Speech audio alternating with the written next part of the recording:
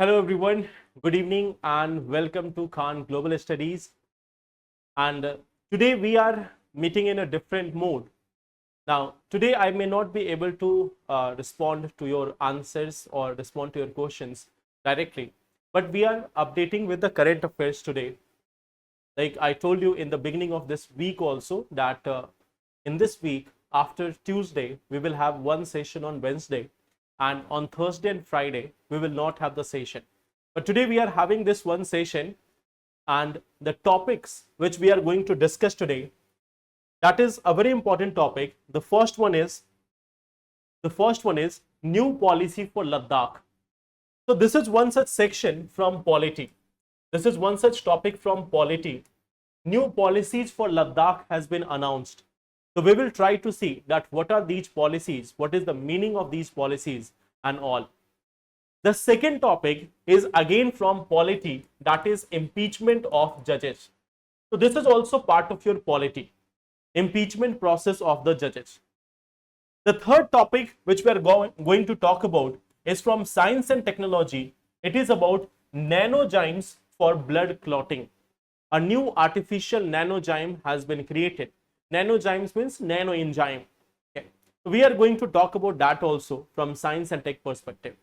From the environment section, we are going to talk about one such topic, flue gas desulfurization.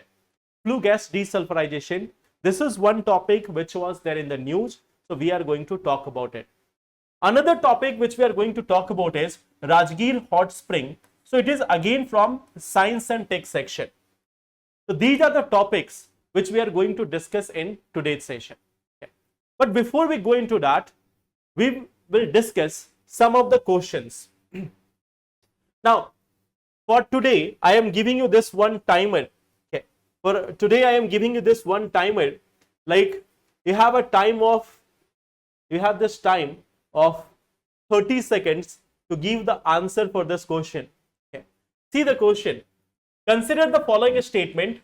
S-400 system can provide defense against ballistic missiles. India has co-produced S-400 in association with Russia. It can operate at altitude between 10 meters and 30 kilometers. So you have to tell how many statements given above are correct. So you have like 30 seconds. It is 29 seconds. Now after this you have 30 seconds. You can see about all these topics. First one is saying it can provide defense against ballistic missile. Second is saying India has co-produced this in association with Russia. The third is saying it can operate at an altitude between 10 meters and 30 kilometers. The last day we have discussed about this topic, and I think that you all can answer it. Okay. So let us see this one part. Can it provide defense against ballistic missile? The answer is yes. It can provide this defense against ballistic missiles. So first one is correct. India has co-produced. No, we have not been co-producing this with that of Russia. What we are doing, in fact, we are acquiring it from Russia. So second one is incorrect. It can operate at altitude between 10 meters and 30 kilometers. So that we have already seen in the previous class. So both of them are correct. The answer here is going to be option number B. Okay. So that is the first question. Let's come to the second question. Second question here is asking about this one. Like if we talk about the second question, it is saying precedent rule can be imposed in any state due to failure of constitutional machinery. Second is saying imposition of precedent rule is essential to ensure constitutional mandate. And then again statement 1 and 2 type question is there. So again I am giving you 30 seconds. You can answer this one question. First is saying precedent rule can be imposed in any state due to failure of constitutional machinery. The second one is saying that imposition of precedent rule is essential to ensure constitutional mandate. Okay. So this article, we have this article 356 and article 365. So we have seen this last day that under article 365, union can give directions to the state, and if state is not following it, then union can impose Article 356 or a precedent rule under that case. Okay. So first statement here, I think this time you may have already answered this part. So precedent rule can be imposed in any state due to failure of constitutional machinery. That one is correct. But here it is saying it is essential. It is essential to ensure constitutional mandate. This line is not correct. It's not always required that you have to impose the precedent rule. Okay. So this question is quite extreme. Hence, here the second statement is incorrect. The first one is correct. So answer will be option number C. It is not essential. Essential means it becomes an extreme statement. So that's why this second option is incorrect. First one is correct. So answer will be C option. Coming to the next one. Okay. Again, the question is, consider the following statements regarding heat wave. If temperature of any area exceeds 40 degrees Celsius, then it is regarded as a heat wave. Second is saying heat wave impacts are mostly confined to urban areas. Third is saying there is no risk of heat wave in southern states of India. So this is one question for you. You have to tell me how many of the statements are correct here. Last day we have discussed about the heat waves. We have seen that the heat waves has a very profound impact on the economy of India, on the labor productivity, on the productivity of agricultural laborers, the farmers and all. So in that context itself, we have this one question. Okay. So this 30 seconds is over now. So let's look at this question. If temperature of any area exceeds 40 degrees Celsius, then it is regarding as heat wave. That is incorrect. It must be above 45 degrees Celsius. Okay. So this first statement is incorrect. Heat wave impacts are mostly confined to urban areas. You know that. That is also incorrect. Because like in rural areas also, in farmers or hinterlands also, they are also impacted because of heat wave. Third is saying there is no risk of heat wave in southern states of India. Last day when we were talking about it, I have given you a list, like suppose Tamil Nadu is there. It is in very high risk zone.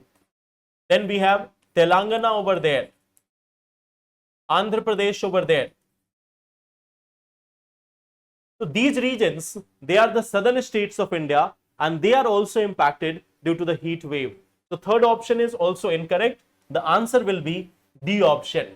How many of the above are correct? None of them. The answer is D option. Okay. So these were the three questions which we have to discuss. Now, let us start with the article of the day. The first article being about the policy for Ladakh. So few major things has been done. You all know that in 2019, we have this change in our constitution, Article 370. It was modified and we have seen that from there itself, we have creation of two union territories. One was Union Territory of Jammu and Kashmir. Second was UT of Ladakh. So we have got two union territories. One that of Ladakh and one that of Jammu and Kashmir. So now for Ladakh, there has been a continuous demand for inclusion in 6th schedule, demand for various reforms in Ladakh. So keeping all this in mind, a new policy has been announced for Ladakh. The policies which are impacting domicile, the policies which are impacting the reservation, the policies which are also impacting this language in the state of Ladakh. So let us look at them one by one. First of all, if we talk about this, it has been said that only those people who have been resident in Ladakh for 15 continuous years, they will be given this domicile of the area. Okay. So what we see that first requirement is 15 years in Ladakh. Those who are living for 15 years in Ladakh, they can only get the domicile. Okay. At the same time, there are other provisions also. Those who have stayed here for 7 years, those who have stayed here for 7 years and at the same time they have appeared in class 10th or 12th exam. Okay, 7 plus class 10 or 12 exam, they will also be eligible to get the domicile of this area. Those, then we have also seen that there are certain employees of central government or PSU, public sector units, those who are serving in Ladakh, their families are living in Ladakh. So they are also eligible if they have completed 10 years of service in Ladakh. Okay. So for employees, for central government employees,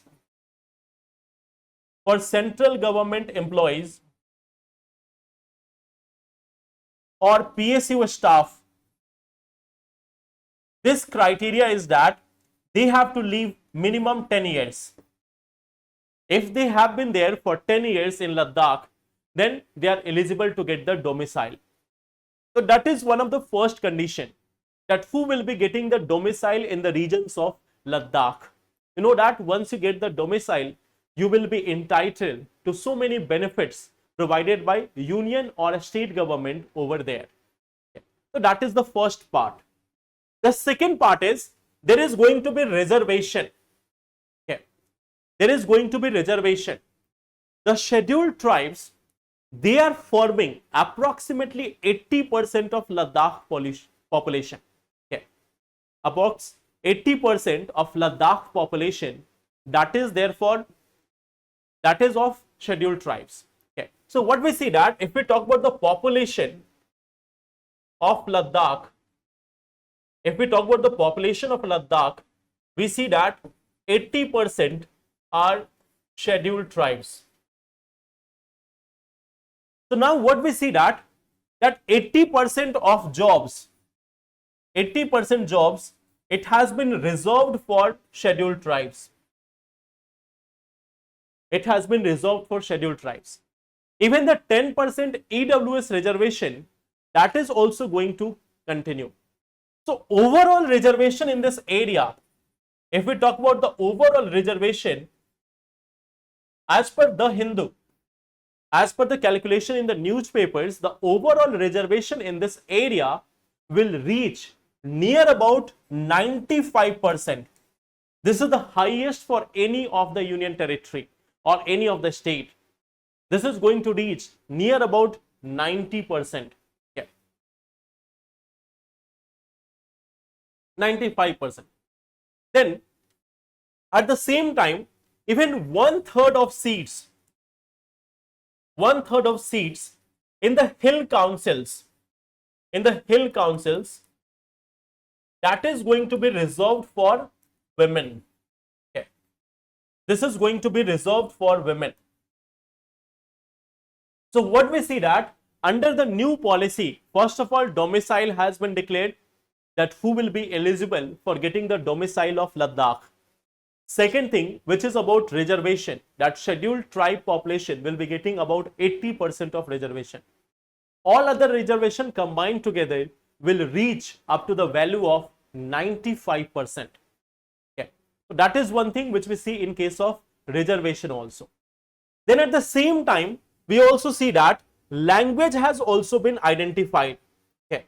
So official language has also been declared. Okay. The official language has been declared as English, Hindi, Urdu, Bhoti and Purgi. So 5 official languages has been identified for Ladakh. So we see there is a provision for domicile in case of Ladakh. There is a reservation for scheduled tribes. There is a reservation for women, and at the same time, there is also official language which has been notified. So apart from other notifications, apart from other parts of the policies, these are the main provisions which has been done for Ladakh. Okay. So Ladakh was fighting for this, fighting for representation of locals and all for a long period of time. So now government has come with this policy. So it may help the people of Ladakh to get integrated, to become part of the development process, become part of this entire democratic process. So this is one thing which was there in news with respect to Ladakh. You can see the timeline. Okay. First of all, you can see that in January 3, 2023, there was a committee which was formed to address the concerns of people of Ladakh. Then we see in November 30, 2023, the committee was reconstituted. Then March 4, 2024, there was discussion between the government and the leaders of Ladakh, but it didn't go well. After that, what we see that from October 6, activist Sonam Wangchuk, he began the fast there. Then after we see that October 21, 2024, government agrees to resume the talks. Then again, committees meets this Leh and Kargil leaders. Follow-up meeting was there, and now we see that finally new policy has been announced for Ladakh. So that is one thing which we have seen in case of Ladakh. Many people are saying that Ladakh has got a better deal than Jammu and Kashmir. Okay. So we will compare it sometime, but yes, again, Ladakh has got a good policy, and let's see how it is going to be implemented. Okay. Now, coming to the next article. Now, this is one of the most important article right now. There is going to be a motion of impeachment against Justice Verma. Okay. So, it is more likely that during the monsoon session of Parliament, there is going to be this impeachment of the judge of High Court. Okay. So, what we see that we are again going to revise that what is the process, what is the process, what is the what is the constitutional article and all which is there with respect to removal of judges. Okay. So let us talk about it one by one. First of all, if we talk about our constitution, so in our constitution there is article 124. There is this article 124 which provides for removal of Supreme Court judges. It provides for this option of removal of Supreme Court judges. Removal of Supreme Court judges. Now, at the same time, for High Court judges, we have this article 218. This article 218, that is for High Court judge. This is for High Court judge. But see, the constitution is not giving the detail. It is not giving the detail that how this process will be carried out. It is not giving this detail of how the process will be carried out. One more thing, while in the paper, in the newspaper, it is written as impeachment, but in our constitution, impeachment word has not been used for the judges. Instead, what we see that the word which has been used is removal of judges. The word impeachment has been used only for the president. Only for the president we have this word as impeachment. In case of judges, in our constitution, the word which is written here is removal of the judges. Now, constitution is not mentioning the process. It is not mentioning the process. So, process has been provided under other act. There is one thing, Judges Inquiry Act 1968. So, Judges Inquiry Act of 1968, it provides for this option of removal of judges, the process. Okay. So, first of all, what we see that there is initiation of the process. There is this initiation of process. How does the process initiate? For initiating the process, there is a requirement of a resolution, and that resolution requires the support or signature from either 100 Lok Sabha members or 50 Rajya Sabha member. Okay. So what we see that there is a requirement of a resolution, and that resolution must be supported either by 100 Lok Sabha members or 50 RS members. So any one of them, either the 100 Lok Sabha members or the 50 Rajya Sabha member, wherever it has been introduced. If it has been introduced in Lok Sabha, it requires resolution with a support of 100 Lok Sabha member. If it has been introduced in Rajya Sabha, then it requires a support of 50 Rajya Sabha members. So that is the first requirement. The second part is, even after that, the speaker of the house, they can either admit it or can reject it. So they have two options. They can admit the resolution or they can also reject the resolution. So the decision to admit it or to reject it lies with the Speaker of the House. And you know that the Speaker has the final word in the House. Okay. So that is one process. After this, there is the beginning of the second process called as investigation. Once this resolution has been introduced, there is a formal investigation. A 3-member committee will be there. Like for example, if we are talking about Rajya Sabha, so there will be a Supreme Court judge, a Chief Justice of the High Court, and a distinguished jurist. Okay. So what we see that after this process, there will be a Supreme Court judge plus Chief Justice of High Court plus a distinguished jurist.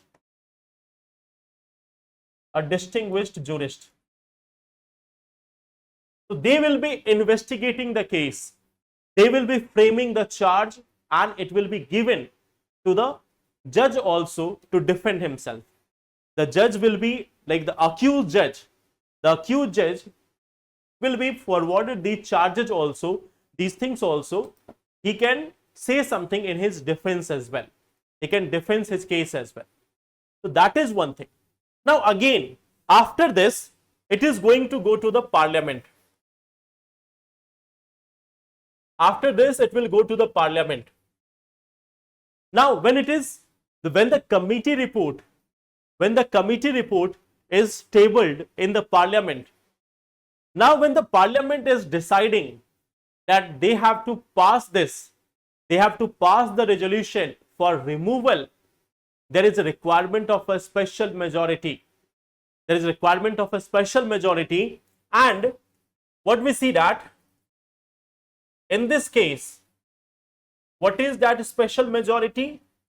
First of all, a majority of total membership. Okay. First we see that there is going to be a majority of total membership. This is one thing which is required. Second thing, that 2/3 of members present and voting. Okay. 2/3 member present and voting. Now, I have a question for you. Like, you can answer this later in the comment box. Tell me, what is going to be the difference in this majority in case of the impeachment process of the President of India? If suppose a resolution for removal of President is there, so how it is going to be different? How much majority will be required there? So you can answer me that in the comment box, that in case of President of India, what will be the requirement? What will be the requirement of this majority? How much majority will be required here? So that is one question for you. Now, once this motion is passed by both the houses, Lok Sabha has to also pass it, Rajya Sabha has to also pass it, and then after, a presidential order will be there. Then after, we will see that by a presidential order, the judge can be removed. Okay. So that by a presidential order, the judge can be removed from his position. So this is one thing. Now you know that in the history of Indian judiciary, no such removal process has actually taken place after the enactment of after the enforcement of our constitution. After 1950, there has been no such removal of the judge so far.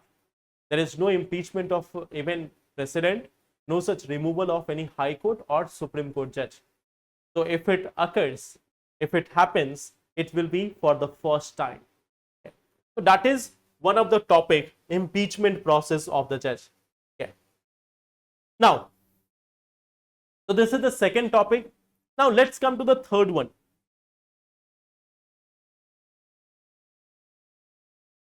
So this third topic is with respect to a nanozyme for blood clotting. So you know that in our body, we normally see that the platelets which are there, they are responsible for blood clotting. Okay. You know that in our body, normally we know that the platelets which are there, they are particularly responsible for blood clotting. You may have also seen that there are certain things, for example, thrombin, fibrin, fibrinogen. These proteins, they are also essential for blood clotting. In fact, calcium has also a role to play here. Even the calcium in the blood, they also react with the proteins. They also react with proteins and help in the clotting process. So whenever there is any cut or anything, what we see that there is use of the platelets for clotting of blood. But what we see that sometimes there is excessive clotting. Sometimes there is excessive clotting, and that may become a challenge for the body. Okay. So sometimes what we see that there is excessive clotting. And this excessive clotting, it may impact, this one is going to impact the flow of blood. Impact the flow of blood. And it can cause problems which we simply call as like heart attack. Okay. Ischemic heart attack, that is one of the situation which may arise because of the clotting of the blood. Okay. There is also this one problem which is called as pulmonary thrombolism, okay, or pulmonary embolism. It is the name of a disease. So in that what happens that like there is one problem called as pulmonary thromboembolism. Okay. So in this case, the blood clot which is formed in different part of the body travels to other parts of the body and it obstructs the flow of the blood. So what we see that when blood clots form, when the blood clots, they are traveling, they travel to other parts of body, and what we see that they obstruct the flow of blood. They obstruct the flow of blood. So this is one of the challenge. And now for this very purpose, what we see that a nano enzyme has been formed. And this nano enzyme, it is going to mimic the function of natural antioxidant enzyme. Okay. This nano enzyme or nanozyme, what it will do, it will mimic. This is going to mimic the function of natural antioxidants. Natural antioxidants. Okay. And what they will do is, they are going to reduce the oxidative stress, or in simple words, in very simple words, they are going to prevent overactivation of the platelets. what they are going to do, they are going to prevent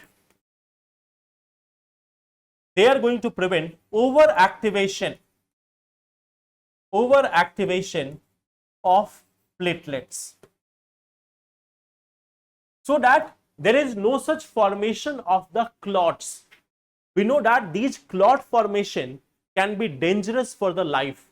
It can cause heart attack, it can cause this pulmonary embolism. So what we see that these nanozymes, they have been formed just to make sure that the platelets which are there, they do not become overactivated. They do not start causing too much of blood clotting. So that's why we see that this nanoenzyme has been developed. Yeah.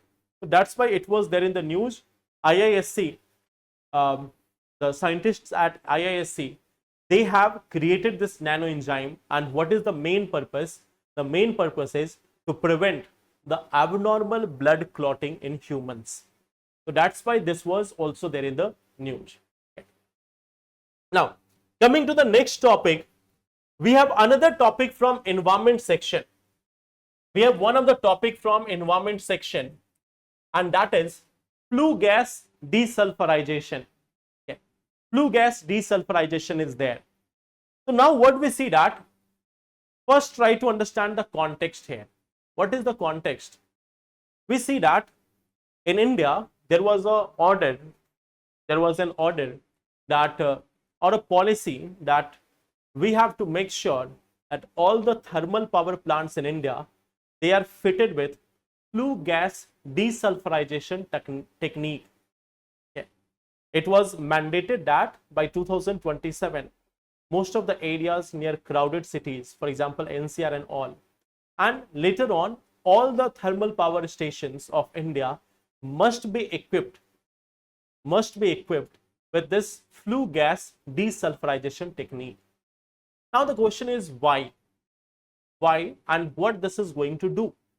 Okay. Why? The first thing is why. So what we see that the thermal power plants, these thermal power plants, they are using fossil fuels. We see that they are using the fossil fuels. They have this use of fossil fuels. Now when we are burning them, they release oxides of sulfur. They release this oxides of sulfur. Now these oxides of sulfur, they are causing respiratory problems. They are causing respiratory problems like asthma, bronchitis, etc. They are causing the respiratory problems like asthma, bronchitis, etc. They are also causing acid rain. They are also causing this acid rain. In fact, even for the plants, what we see that the sulfur, it is also going to harm. It is also going to harm even those the birds of the flower. Okay, the birds of the flower, or shedding of birds of flower. Okay. So they are going to impact the productivity of various crops also. They are going to impact the productivity of various fruits also. Like suppose when mango is there, or when other fruits are there, you know that they also depend on this pollination process. And for pollination process, their flowers which are there, the birds which are there, they are quite important. Now sulfur gas, sulfur dioxide, makes them stiff. And when they become stiff, they will fall down. So sulfur is causing harm to the birds of flower also. So ultimately, it is harmful for plant life also. Acid rain is also caused. And in fact, for humans also, there are so many respiratory problems like asthma, bronchitis, and so others. So that's why it was mandated that we should have this flue gas desulfurization. So what we are going to achieve from there? In flue gas desulfurization, when the sulfur gas is passed through this machine or this equipment, what we see that the sulfur gas, the sulfur rich gas is passed through the apparatus. What we see that the sulfur gas is passed through this apparatus, and this is consisting of certain sorbents. Like this apparatus, it is going to have certain things like it can have lime, it can have limestone, it can have quicklime, it can have hydrated lime. Okay. So it is consisting of limestone or quicklime or hydrated lime. Okay. Or it can even have this sodium and magnesium carbonate and ammonia. Okay. So what we see that it can have sodium or magnesium carbonate and ammonia also. So these substances may be present in the apparatus. Now what they do? These all substances, what they actually do is they are going to absorb this sulfur oxides. Okay. They are going to absorb this sulfur oxide, and what we see that there is even production of gypsum from here, or conversion to gypsum. Conversion to gypsum. Okay. There is conversion of gypsum, and then after release of sulfurless gas, sulfur oxide-less gas.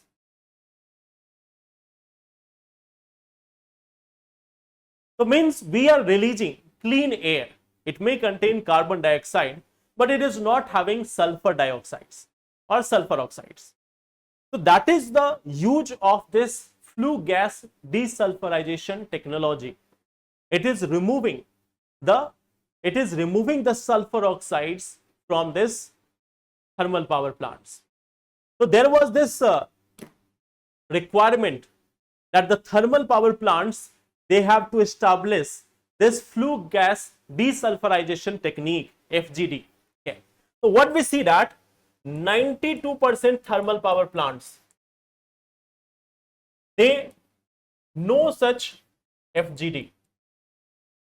They do not have flue gas desulfurization. Okay.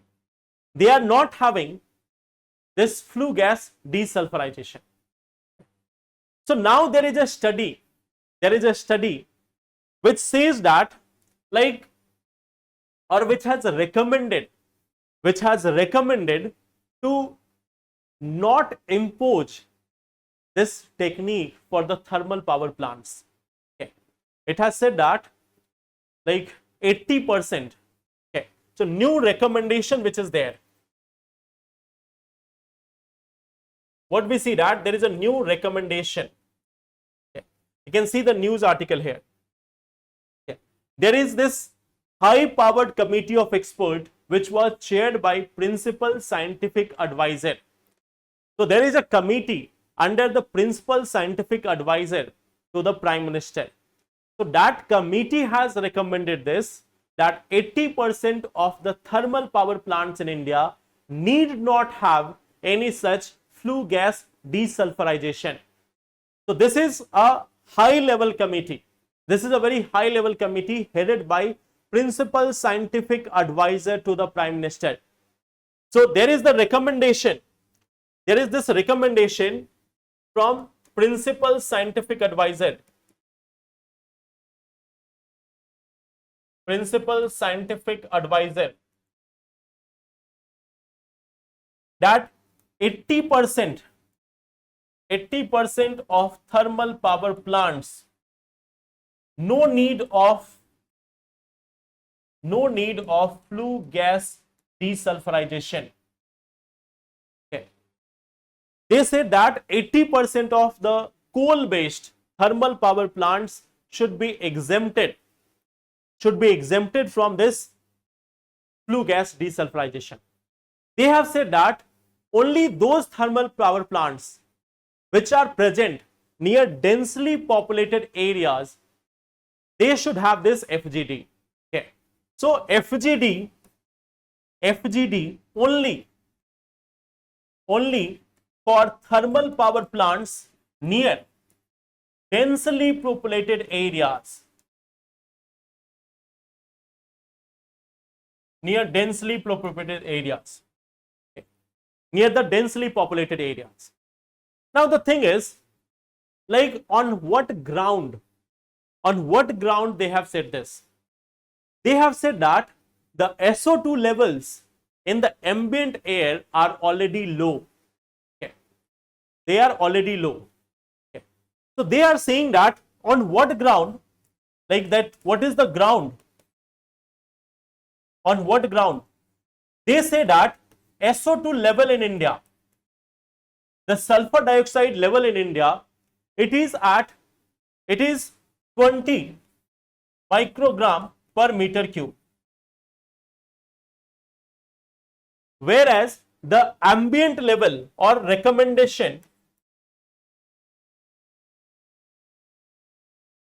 level is, like, it should not be more than 80 microgram per meter cube.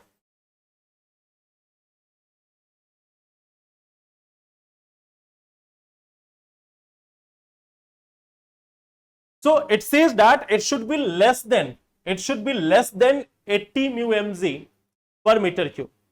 Okay. 80 microgram per meter cube, it should be less than that. So according to a study which has been conducted by NEERI, IIT Delhi and NCAER, okay, they have said that there is very low level of SO2 in India. Okay. It is already at 20 microgram per meter cube instead of 80 microgram. So we are already having a lower level. Okay. So that is one of the reason. So it says that, and second part is that FGD, second part which has been said is, second ground say that there is no such difference in SO2 due to FGD. Okay. No improvement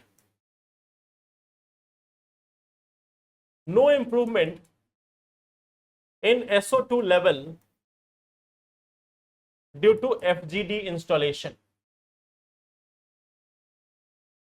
It says that wherever we have installed the FGD, there have been no such improvement. So there is high cost of installation, high cost of operation. We need that due to COVID. The thermal power plants and distribution companies, they are already in financial stress. Okay. So there are other issues also, like higher installation cost,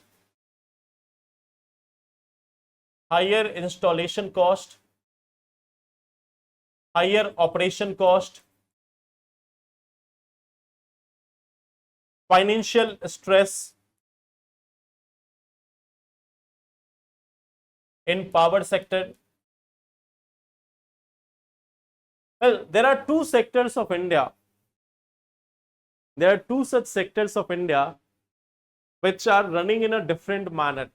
Okay. One is railway and another one is electricity department. What we see that in these two cases, the general public is not very satisfied with these two sectors. In case of electricity, people often complain, most of the people are often complaining that they have got too much of electricity bill. Their electricity bill is quite high. Most of the people are complaining this. And the electricity companies, they are complaining that they are in continuous loss. So on one hand, people are not very happy with the service. They often complain about high charges. On the other hand, electricity companies are also saying that they are facing the loss. The second sector is railways in India. Whenever you try to book a seat or whenever you are traveling through railways, you will find that its infrastructure is not up to date. The various coaches of railways, especially those of third AC or even that of sleeper classes or general classes, they are so much overcrowded. The infrastructure is not good. The seats are not comfortable. Okay. And at the same time, they are always overcrowded. People are not getting tickets. Many are traveling on wait listed tickets. Many of them are traveling without tickets. Why? Because they have not been able to get the tickets. Okay. So while people are often complaining about railways, about the overcrowding and all, the railways on other side always claim this part that they are recovering only about 60% of their cost of operation. So railway is another sector in India which is continuously crying over this, that we are not recovering the cost, while the people who are using the railways, they are also not too much satisfied. They are always getting this overcrowded railways, no cleaning, then we have delay in railways and so many other things. In India, if rail is late by 1 hour or 2 hours, people don't even consider that to be late. People think that, okay, it is on time. So that is the challenge with Indian railways and electricity sector. Both of them, neither they are happy nor their customers are happy. Okay. So that is the challenge with two sectors in India. So this is the second topic, the fourth topic, flue gas desulfurization. Now, one more topic is there. One last topic is there, and that is with respect to this Rajgir hot spring. Okay. So what we see that recently some of the scientists from VIT, they have studied some samples from the Rajgir. Rajgir is a place in Bihar. Okay. So from the Rajgir hot springs, there are so many lakes around in India where hot water is coming up. Okay. So hot springs are there, geysers are there. They are due to release of geothermal energy, the geothermal energy inside the earth that is releasing via these hot springs. Okay. So there was a study of this area. Okay. And what we see that in this area there have been identification of thermophilic bacteria. Thermophilic bacteria. They have got a number of thermophilic bacteria. Thermo means heat, philic means those who are attracted. Okay. So thermophilic bacteria means the bacteria which is attracted or which loves the high temperature. So here there are certain bacteria which are loving the high temperature, means they are like able to survive in that high temperature. Okay. So they have found this. Okay. They have found this thermophilic bacteria, and it is mainly actinobacteria. It is mainly actinobacteria. It is mainly this actinobacteria. So what has been said that they are present, like the entire biodiversity of this region, the entire microbial biodiversity, out of that around 40 to 43% is that of thermophilic actinobacteria. This is for 40 to 43% diversity of the Rajgir hot spring. In the Rajgir area, in the hot spring, if we talk about the microbial diversity, so out of that microbial diversity, around 40 to 43% is that of thermophilic bacteria. Now, what is so special about them? The special thing is these bacteria, they are able to produce some antibiotics. They can produce antibiotics. They are able to like generate some antibiotics like streptomycin.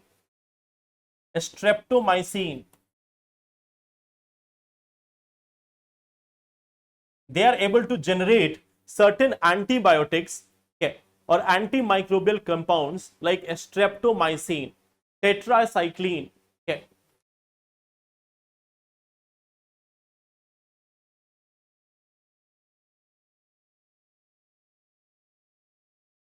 tetracycline. So they are like, what we see that these bacteria, they are able to produce certain antibiotics. Okay. Now, why they are like using those, sorry, why they are producing these antibiotics? They are producing this to fight against other bacteria. Means they have to also compete with other bacteria, and in order to do so, they are producing these antibiotics, these antimicrobial compounds, which can be harmful to other bacteria, but they will be able to survive. Okay. So this is one thing which has been identified here. So you know that these bacteria, they can have a number of application. Okay. They can be used to develop a number of antibiotics, a number of tests which can be there. Okay. Their properties can be understood to even develop new types of antibiotics. Okay. So they can be useful in treatment of some diseases also. They can be useful in even making new drugs, new medicines. So that is also possible.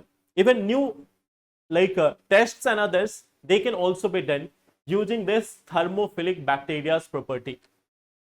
So that's why it was there in the news that VIT researchers, they have identified actinobacteria, a thermophilic means the one which loves the heated temperature, the warm temperature, and they have this special ability. They are able to produce certain antibiotics. Those antibiotics being or antibiotic compounds like streptomycin, tetracycline. These things can be produced by these bacteria. So that was the last one news here with respect to today. And now there is one such important thing for all of you. Now, you all have seen this. This is not related to exam. First of all, it is no such related to exam, at least not UPSC. Okay. But this is one thing which is related to like the preparation process. When you are in the preparation process, there are a number of times when you question yourself. Sometimes you are dedicated to a study, you are like studying day and night, you are doing all sort of activities. In fact, you are doing more than what all other people are doing. But then sometimes you are not getting the result. And gradually over a period of time, you start to lose that hope. Your faith is undermined. Okay. Sometimes you are losing that faith in yourself that whether I am capable of doing it, whether I am just unlucky or not. Okay. So in all these conditions, remember this one person. He has been playing for the same team for the last 17-18 years. He is one of the greatest batsmen of the world. If you see any format of cricket, whether you are talking about T20, you are talking about Test cricket, ODI matches, in all these things, if you see the records, you will find him on the top. He is the one person who has even like broken the record of Sachin Tendulkar. You know, Sachin Tendulkar has been regarded as god of cricket, and this one person has even beaten the record of Sachin Tendulkar. He has made more centuries than what Sachin Tendulkar has done. Now, it's not about comparison of Sachin Tendulkar and Virat Kohli. It is about that dedication, that patience, that hard work, which he has continuously done. You may like him, you may dislike him, but you cannot ignore him. And this is one thing which we can take the lesson from there. Whenever you are losing that hope, whenever you're thinking that no, perhaps this is not for me, just remember this one part. He has waited such a long period of time for this trophy. Okay. So that is all for today. That is the result of dedication. So stay dedicated toward your preparation. Work hard. You have to work hard. You have to stay dedicated, stay focused, and stay positive. So that will be all for today. Tomorrow and day after tomorrow, that is on Thursday and Friday, we will not have a session. But from next Monday onwards, we will have continuous session without any break. Okay. So signing off for today. Thank you everyone for watching the session. Do give me the answer of that question about the president. Today I was not able to take your answers or comment, but from Monday session I will definitely take your answers, your comments and your questions. So if any question is there, you can put it in the comment box so that I can add it in the next session, that is on Monday. Okay. Thank you everyone for watching this. All the best. Take care. Thank you.